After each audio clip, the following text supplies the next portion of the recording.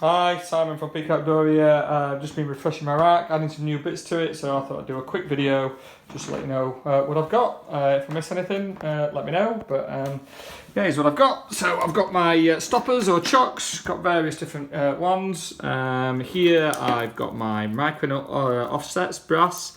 They're really good, especially for gritstone and harder roots. Tend to mould into places that other steel nuts can't get.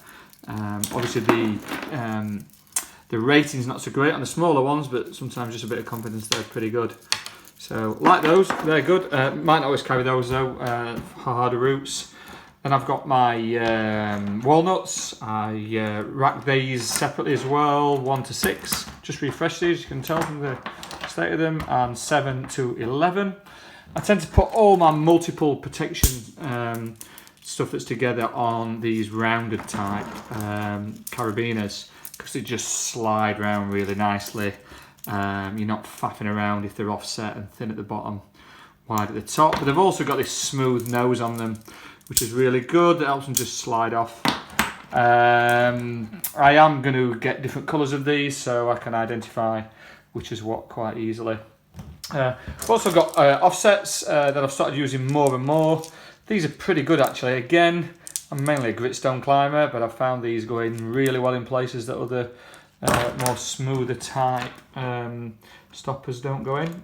So they're pretty good. But again, might drop them based on the route. Just started experimenting with these. These are new. These are the DMM torque nuts, which are like a Hexs. I've got the camming effect. Bought these mainly for winter because you can shove these through holes and they don't damage with a sling on from an ice axe or something. But I'm gonna experiment with those, see what they're like, because I think they'll be pretty good on trad routes. These are similar, obviously. Again, I've got these in different sizes. These are my Hexs. They're quite old, ready for retirement. But again, they're on the because they're multiple bits of protection. They're on the oval type carabiner. So yeah, I won't have all those stoppers, but I'll have a range. My cams tend to take size. I use the DMM Dragons. I've experimented with different ones. I had Wild Country before, but I quite like the Dragons.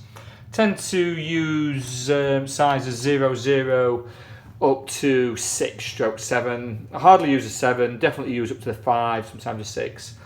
And I'll arrange those large, medium and small. Maybe not use the micro cams. The micro cams I have used though, again, harder roots. So might drop that one. But I also experiment with the different types of cams as well. These are the Aliens. The Totems, quite expensive but very good. So we'll have a different look at different types. But for now, I've settled on the DMM Dragons. But all my cams are all on their own. All my cams are all on their own carabiner with the colour coordinator, so I can just reach down, you know, and if I'm pumped or anything, I can reach the right colour. I don't have to be looking what's what. And they are the lighter. Obviously, I want a lighter rack as possible, so they are the lighter offset, thin wire gate carabiner with the hook nose on. Because I don't need them to just slide around like I do on the multiple protection nuts, etc. And the sling won't fall off there as well. So that's my protection. Then I've got my slings. I've got 3 120s, a 240. I might use these for additional runners on big multi-pitch routes. I tend to use the twist gates for when I'm extending runners rather than connecting things or anchors. You really need to use screw gates for that. But it just gives me a range of things to do there. I'll probably put them on my harness so I don't have to take more carabiners because they're doubling up as my slings. But I might put them around my body as well. These tubular type slings are pretty good as well. They're good in winter, but they're also good for poking through holes and stuff because they don't tend to flop over. I've got a looped type sling for multi-pitch routes, so I can just tie in anywhere. Then I've got a range of runners really. I've got quick draws for sport and a mixture of trad. I'm taking more extenders now, more extended runners. Just renewed a lot of my slings there. They were coming up for retirement, and I've got a range of 120s, 60s and 30s.